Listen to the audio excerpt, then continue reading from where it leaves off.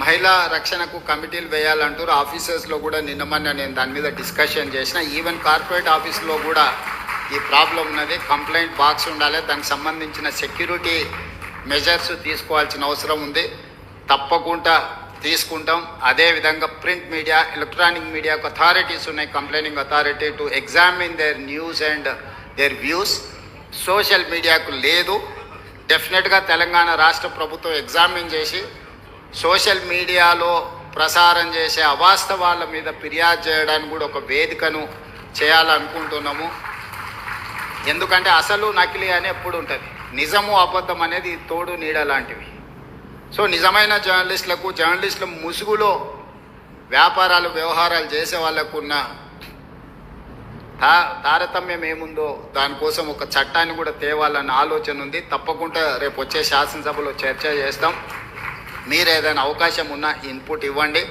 మీకు కొన్ని డెస్క్లో చేసే వాళ్ళకి ఏదో గుర్తింపు కార్డులు సమస్య అన్నట్టుగా కొంతమంది, ఎవరిని అట్లా లేదు. మేము అందరికీ స్పష్టంగా అన్ని అవకాశాలు, డెస్క్ జర్నలిస్ట్కి లేకపోతే మిగతా ఫీల్డ్ జర్నలిస్ట్లకి ఏం తేడా లేదు.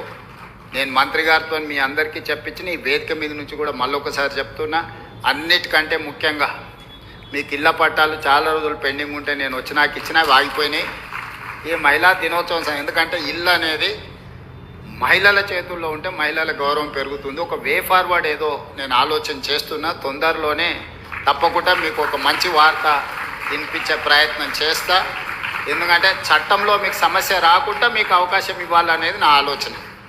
ఎందుకంటే ఇప్పటివరకు మీకు వచ్చిన అవకాశాలు చట్టం వల్ల కొంత ఇబ్బంది వచ్చి సుప్రీంకోర్టు కూడా స్టక్ డౌన్ చేసింది.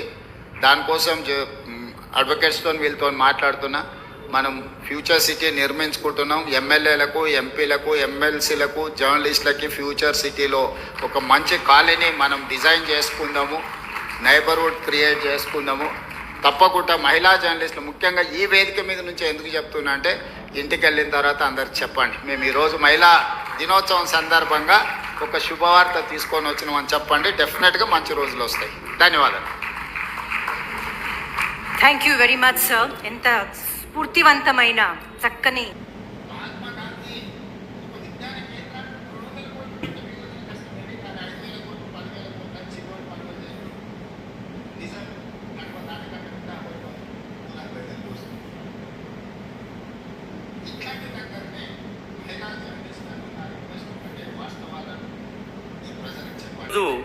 మహిళా దినోత్సవ శుభవేళ మహిళల హాకీ కూడా ఆరంభమవుతోంది.